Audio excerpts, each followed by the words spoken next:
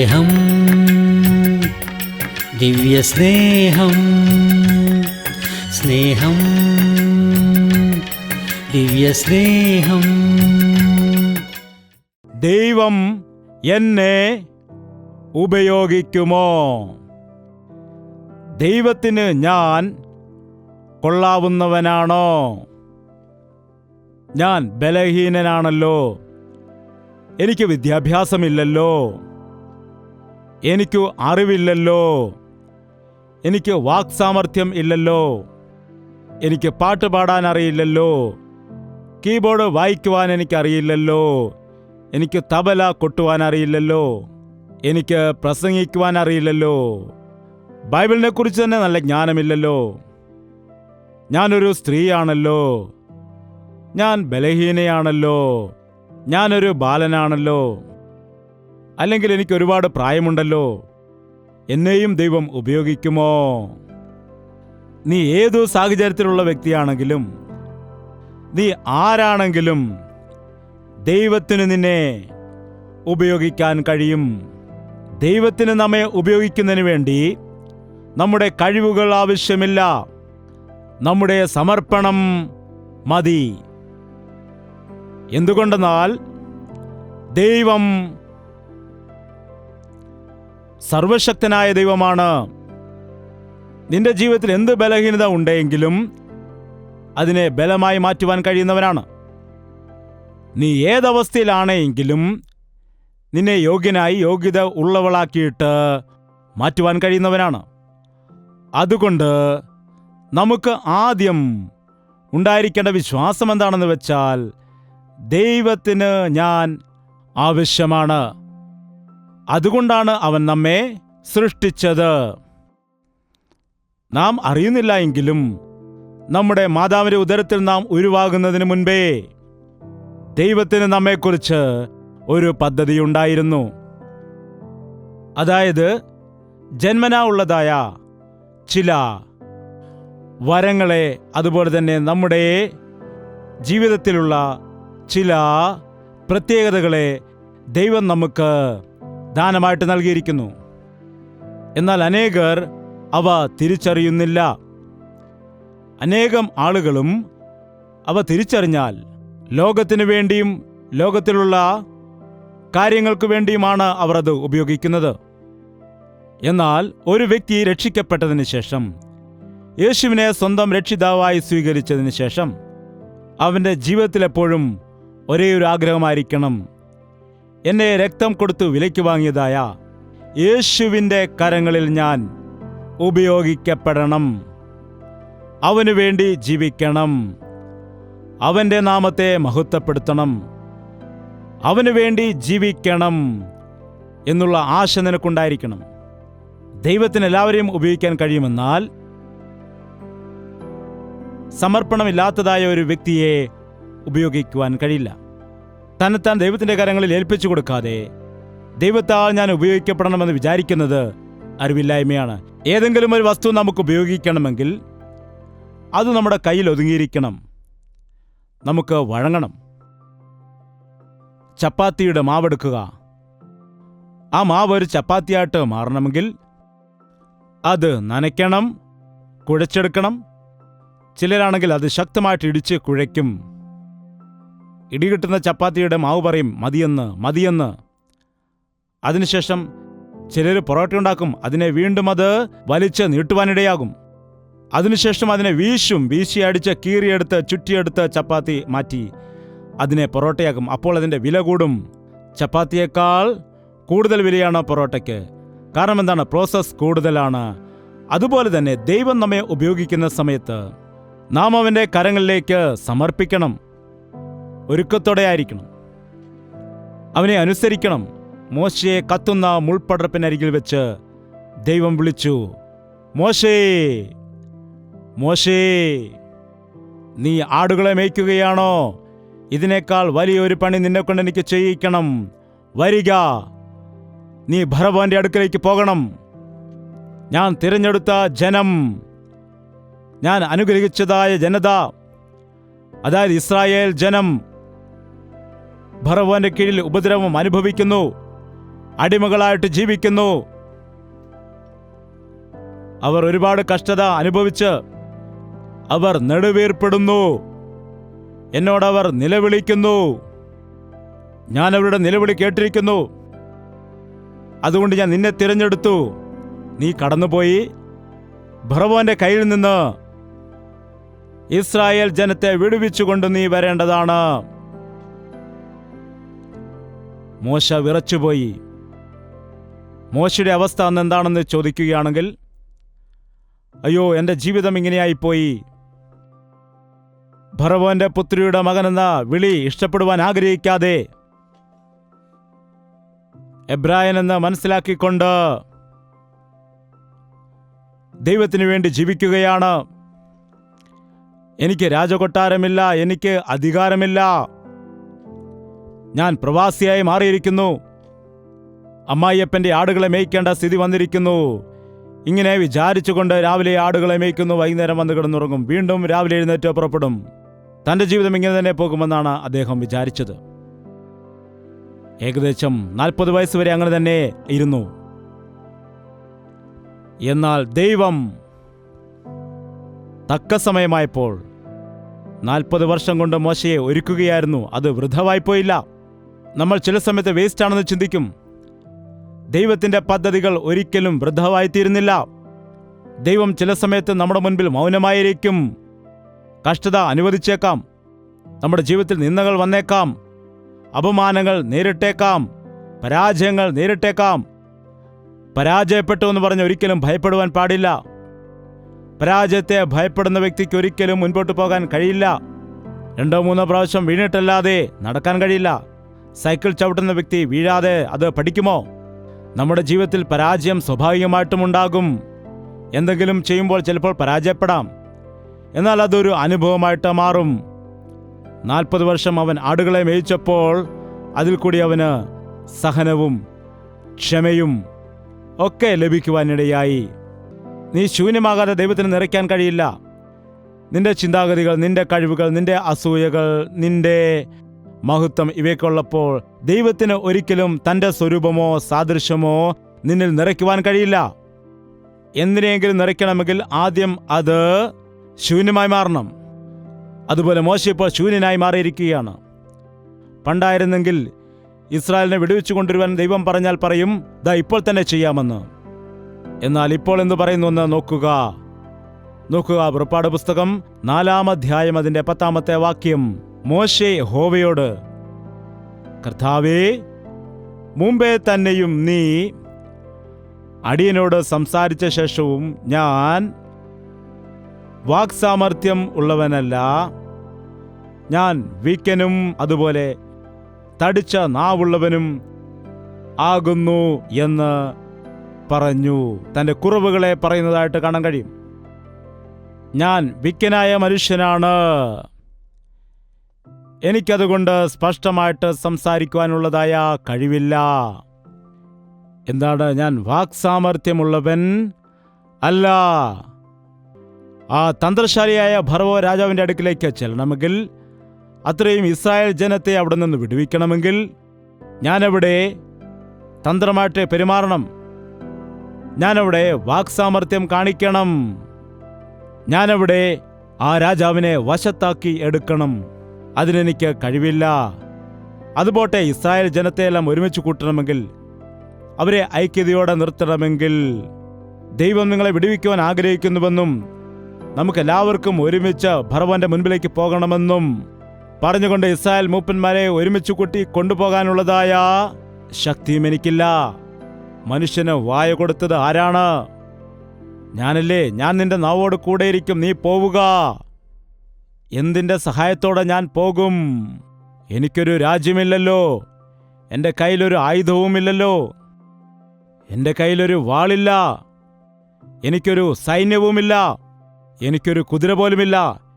എങ്ങനെ എനിക്ക് മഹാരാജാവിൻ്റെ മുൻപിലേക്ക് പോകുവാൻ കഴിയും? എനിക്ക് യാതൊരു കഴിവുമില്ലല്ലോ, ആരും ആശ്രയമില്ലാതെ ഞാൻ ഇരിക്കുന്നുവല്ലോ, ഞാൻ ഒന്നുമില്ലാത്തവനാണല്ലോ, എനിക്ക് ഒന്നും ചെയ്യാൻ കഴിയില്ലല്ലോ എന്ന് പറഞ്ഞപ്പോൾ കർത്താവ് ചോദിച്ചു, നിന്റെ കയ്യിലെന്താണുള്ളത്? അപ്പോൾ പറഞ്ഞു, ആടുകളെ മേയ്ക്കുന്നതായ ഒരു വടി. നിന്റെ കയ്യിൽ എന്താണുള്ളത്? നിങ്ങളോടാണ് ചോദിച്ചത്. എന്തുണ്ട്? നിങ്ങളുടെ കയ്യിൽ വടിയുണ്ടോ? ബൈബിളുണ്ടോ? ബൈബിളുണ്ടോ? അത് നിങ്ങളെ ജീവിപ്പിക്കും. എൻ്റെ കയ്യിൽ ഒന്നുമില്ല എന്ന് പറയുവാൻ പാടില്ല. നിന്റെ കയ്യിലിരിക്കുന്ന ദൈവത്തിൻ്റെ വചനം അത് വാളാണ്. വചനമാകുന്ന വാളാണ് നിന്റെ കയ്യിലിരിക്കുന്നത്. ആ വാൾ ഉപയോഗിക്കുവാൻ ദൈവം നിന്നെ സഹായിക്കും. നിന്റെ കയ്യിലിരിക്കുന്ന ദൈവത്തിൻ്റെ വചനം അത് കണ്ണാടിയാണ്. നിന്റെ ജീവിതത്തെ ക്രമപ്പെടുത്തുവാൻ അത് സഹായിക്കും. നിന്റെ കയ്യിലിരിക്കുന്ന ദൈവത്തിൻ്റെ വചനം അത് പാലാണ്. അത് നിനക്ക് ബലം നൽകുവാനിടയാകും. തേനാണ്. നിന്റെ കയ്യിൽ ബൈബിൾ ഉണ്ടായിട്ട് നിനക്കൊന്നുമില്ല എന്ന് നീ എന്തുകൊണ്ടാണ് പറയുന്നത്? കയ്യിൽ ബൈബിൾ വെച്ചുകൊണ്ട് ഞാൻ കഴിവില്ലാത്തവനാണെന്ന് എന്താണ് പറയുന്നത്? ദൈവത്തിൻ്റെ വചനമുള്ളവന് എല്ലാമുണ്ട്. നിന്റെ കയ്യിൽ എന്താണുള്ളത്? അപ്പോൾ ബൈബിളില്ലായിരുന്നു. അവന്റെ കയ്യിൽ എന്താണുള്ളത്? ഒരു വടി. അത് താഴെയിടൂ എന്ന് പറഞ്ഞു. താഴെയിട്ടു. എന്തു സംഭവിച്ചു? അത് പാമ്പായിട്ട് മാറി. അതിന്റെ വാലിൽ പിടിക്കാൻ പറഞ്ഞു. അപ്പോൾ എന്തു സംഭവിച്ചു? അയ്യോ, ഞാൻ പിടിക്കത്തില്ല, പാമ്പിനെ എനിക്ക് ഭയമാണ്, അയ്യോ ഞാൻ ഇത് പിടിക്കത്തില്ല എന്ന് പറഞ്ഞോ? എന്ന് പറഞ്ഞിരുന്നുവെങ്കിൽ മോശയുടെ കാര്യം തീരുമാനമായേനേയും. ദൈവം പറഞ്ഞതുപോലെ അനുസരിച്ചു. ദൈവം താഴെയിടാൻ പറഞ്ഞാൽ താഴെയിടണം, അത് പിടിക്കാൻ പറഞ്ഞാൽ പിടിക്കണം. നമ്മളെന്താണ്? താഴെയിടാൻ പറഞ്ഞാൽ താഴെയിടില്ല, പിടിക്കുവാൻ പറഞ്ഞാൽ പിടിക്കില്ല. പിന്നെ എങ്ങനെ ദൈവത്തിന് പ്രവർത്തിക്കാൻ കഴിയും? ഇത് വിട്ടുകളയാൻ പറഞ്ഞാൽ വിട്ടുകളയില്ല, ഇത് പിടിക്കാൻ പറഞ്ഞാൽ പിടിക്കില്ല. ആ മദ്യപാനം ഉപേക്ഷിക്കൂ, ബൈബിൾ വായിക്കൂ എന്ന് പറഞ്ഞാൽ മദ്യപാനം ഉപേക്ഷിക്കില്ല, ബൈബിൾ വായിക്കില്ല. പിന്നെ എങ്ങനെ ദൈവത്തിന് നിന്നിൽ പ്രവർത്തിക്കാൻ കഴിയും? എന്താണ് ദൈവം പറയുന്നത് പോലെ ചെയ്യണം. ആ പഴം തിന്നരുതെന്ന് പറഞ്ഞപ്പോൾ അത് തന്നെ പറിച്ചു തിന്നു. അങ്ങനെയാണ് ശിക്ഷ വന്നത്. ദൈവവചനം അനുസരിക്കുക. മനസ്സിലായെങ്കിലും മനസ്സിലായില്ല എങ്കിലും ചില സമയത്ത് ദൈവം എന്തുകൊണ്ട് ഇത് പറയുന്നു എന്നത് നമുക്ക് മനസ്സിലാക്കുവാൻ കഴിയില്ല. എന്തുകൊണ്ടാണ് ദൈവം ഇങ്ങനെ ചെയ്യുന്നത്? ഇത് ശരിയാകില്ല എന്ന് നമുക്ക് തോന്നാം. എന്നാൽ വിശ്വസിക്കുകയാണെങ്കിൽ വിശ്വസിക്കുന്നവനിൽ അത്ഭുതം സംഭവിക്കും. വടിയെടുത്ത് തറയിലിട്ടു, അത് പാമ്പായി. അതിനെ വീണ്ടും എടുക്കാൻ പറഞ്ഞു. വീണ്ടും വടിയായി. പോകാൻ പറഞ്ഞു. കർത്താവേ, ഈ ചെറിയൊരു വിദ്യ കാണിച്ചാൽ മതിയാകുമോ? ഞാനൊരു വിക്കനാണ്. അപ്പോൾ പറഞ്ഞു, ഞാൻ നിന്നോട് കൂടെ ഇരിക്കാമെന്ന്. വീണ്ടും ഓരോരോ കാര്യങ്ങൾ പറഞ്ഞുകൊണ്ടിരിക്കുക. പറഞ്ഞു, ശരി, ആഹ്റോനെ നിന്റെ കൂടെ കൊണ്ടുപോകുന്നു. അവിടെ ആവശ്യമില്ലായിരുന്നു. എന്നാൽ അവിശ്വാസം കൊണ്ടാണ് ആഹ്റോനെ കൂടെ കൂട്ടേണ്ടി വന്നത്. എന്നാൽ അതുകൊണ്ട് കുഴപ്പങ്ങളും പിന്നീടുണ്ടായി. അവയെക്കുറിച്ച് നമുക്ക് പിന്നെ നോക്കാം. എന്താണ്? ശരി, ഞാൻ പോകാം, എന്നെ ആരയച്ചിരിക്കുന്നു എന്ന് ചോദിച്ചാൽ എന്ത് പറയണം? അങ്ങയുടെ പേരെന്താണ്? എന്താണ് നിന്റെ പേര്? എന്ത് പേരാണെന്ന് ഞാൻ പറയണം. അന്ന് യേശുക്രിസ്തു എന്ന നാമം ഇല്ലായിരുന്നു. എന്താണ്? ആരാണെന്ന് പറയണം. യഹോവ എന്ന നാമവും അപ്പോൾ കാണില്ലായിരുന്നു. ദൈവമെന്ന് മാത്രമായിരുന്നു. ഏത് ദൈവമാണെന്ന് പറയണം. ആ കാലത്ത് മിസ്രൈമിൽ 100 കണക്കിന് ദേവതകളുണ്ട്. ഏത് ദൈവമാണെന്ന് ഞാൻ പറയണമെന്ന് ചോദിച്ചപ്പോൾ പറയുകയാണ്, ഞാനാകുന്നവൻ. ഇതാണ് 3:14. അതിന് ദൈവം മോശയോട്, ഞാനാകുന്നവൻ, ഞാനാകുന്നു എന്നുള്ളവൻ എന്നെ നിങ്ങളുടെ അടുക്കൽ അയച്ചിരിക്കുന്നു എന്ന് പറയണമെന്ന് പറഞ്ഞു. എന്ത് പറയണമെന്നാണ് പറഞ്ഞത്? ഞാനാകുന്നവൻ, ഞാനാകുന്നു എന്നുള്ളവൻ അയച്ചിരിക്കുന്നു എന്ന് പറയാൻ പറഞ്ഞു. അതാണ് യേശു കർത്താവ് പറഞ്ഞത്, ഞാൻ തന്നെ വഴിയും സത്യവും ജീവനുമാകുന്നു. ഞാൻ മുന്തിരിവള്ളിയാകുന്നു. ഞാനാണ് ആടുകൾക്ക് നല്ല ഇടയൻ. ഞാനാണ് ജീവന്റെ അപ്പം. അങ്ങനെ ഞാൻ തന്നെ എന്ന വചനത്തിൽ കാണാൻ കഴിയും. ഞാൻ തന്നെ ആദ്യനും ഞാൻ തന്നെ അന്ത്യനുമാകുന്നു. ഇതാ, ഞാൻ മരിച്ചുവെങ്കിലും ഞാൻ ഉയർത്ത് എഴുന്നേറ്റിരിക്കുന്നു. എന്റെ നാമം പിടിച്ചുകൊണ്ട് പോവുക. എന്താണ് പിടിച്ചുകൊണ്ട് പോകേണ്ടത്? എന്റെ നാമവുമായിട്ട് നീ പോകുക. എന്റെ വചനവുമായിട്ട് നീ പോവുക. എന്റെ സാന്നിധ്യത്തോടുകൂടെ പോകൂ. നിന്റെ കയ്യിലുള്ളത് കൊണ്ട് നീ പോവുക. കയ്യിൽ എന്താണുള്ളത്? വടി. ആടുകളെ മേയ്ക്കുന്ന വടി. നിങ്ങൾ പുറപ്പാട് പുസ്തകവും സംഖ്യാപുസ്തകവും വായിച്ചാൽ ആ വടി കൊണ്ട് ദൈവം എത്രത്തോളം അത്ഭുതങ്ങൾ ചെയ്തു എന്ന് കാണുവാനായിട്ട് കഴിയും. നിന്റെ വടി ഉയർത്താൻ പറഞ്ഞു. ഉയർത്തപ്പോൾ ചെങ്കടൽ 2 ഭാഗമായിട്ട് മാറി. വെള്ളം 2 വശത്തേക്കും ഉയർന്നു നിൽക്കാനിടയായി. രാത്രി മുഴുവൻ നിൽക്കുവാനിടയായി. രാത്രി മുഴുവൻ സമുദ്രത്തിൽ 2 വശത്തായിട്ട് വെള്ളം ഉയർന്നു നിന്നു. നടുക്ക് ഉണങ്ങിയ നിലവുമായിരുന്നു. വളരെ വിശാലമായ രീതിയിൽ വീതിയുള്ളതായ ഒരു വഴി അവിടെ രൂപപ്പെട്ടു. ആളുകൾ ഓരോരുത്തരായിട്ട് ക്യൂ ആയിട്ട് പോവുകയാണെങ്കിൽ ഒരു 3 മാസമെങ്കിലും എടുക്കും ഓരോരുത്തരായിട്ട്. എന്നാൽ ഇവിടെ കൂട്ടമായിട്ട് ജനം അവിടെ ആ വഴിയിൽ കൂടെ കടന്നു പോകുവാനിടയായി. വടി ഉപയോഗിച്ചു. വീണ്ടും വടി ഉയർത്തുവാൻ പറഞ്ഞു. ഒരു പ്രാവശ്യം വടി ഉയർത്തിയപ്പോൾ 2 ഭാഗമായിട്ട് മാറിയെങ്കിൽ വീണ്ടും അതേ വടി ഉയർത്തിയപ്പോൾ സമുദ്രം ഒന്നായി തീർന്നു. നൈൽ നദിയിൽ ആ വടി മുട്ടിച്ചപ്പോൾ വെള്ളം രക്തമായിട്ട് മാറി. പാറയെ അടിച്ചപ്പോൾ ആ പാറയിൽ നിന്ന് വെള്ളം പുറപ്പെട്ടു വരാനിടയായി. ആ വടി കൊണ്ട് ദൈവം ഒരുപാട് അത്ഭുതങ്ങൾ ചെയ്യാനിടയായി.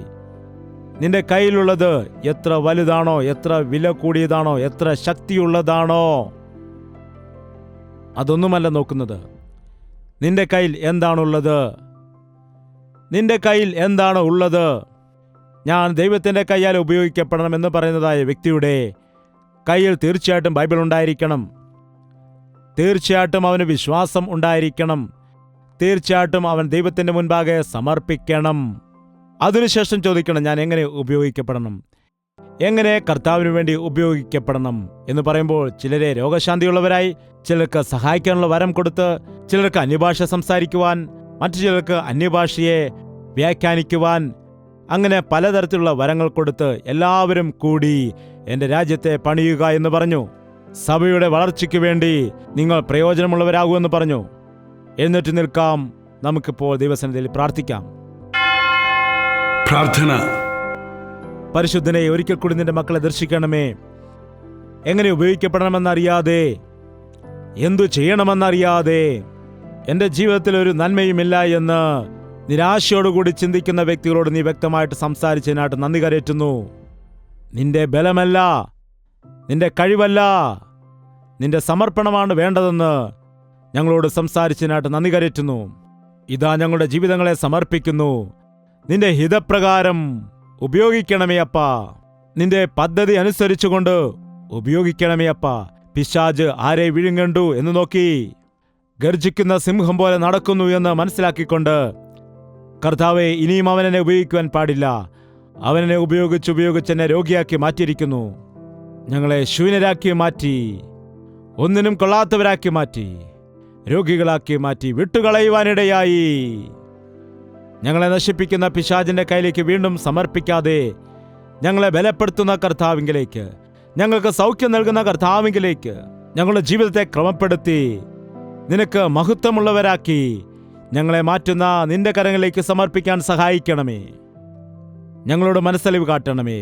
നിന്റെ സാന്നിധ്യമുണ്ടായിരിക്കണമേ. പ്രാർത്ഥിക്കുന്ന എല്ലാവരോടും നിന്റെ കൃപ കാണിക്കുമാറാകണമെന്ന് യേശുക്രിസ്തുവിന്റെ നാമത്തിൽ അപേക്ഷിക്കുന്നു പിതാവേ.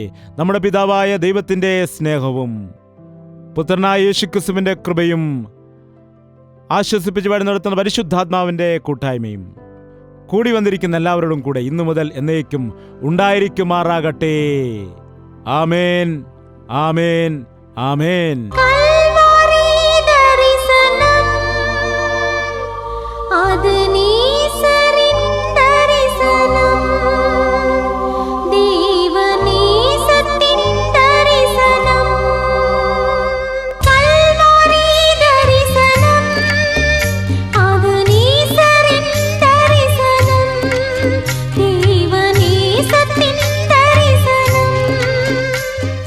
യേശുവേ, യേശുവേ,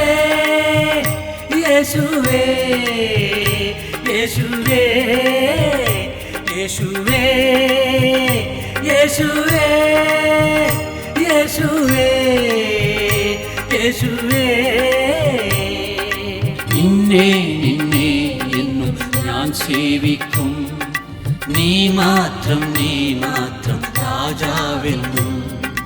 നിന്നെ നിന്നെ എന്നും ഞാൻ സേവിക്കും. നീ മാത്രം രാജാവെന്നും. യേശുവേ, യേശുവേ, യേശുവേ, യേശുവേ, യേശുവേ, യേശുവേ, യേശുവേ, യേശുവേ, യേശുവേ, യേശുവേ, യേശുവേ, യേശുവേ, യേശുവേ, യേശുവേ, യേശുവേ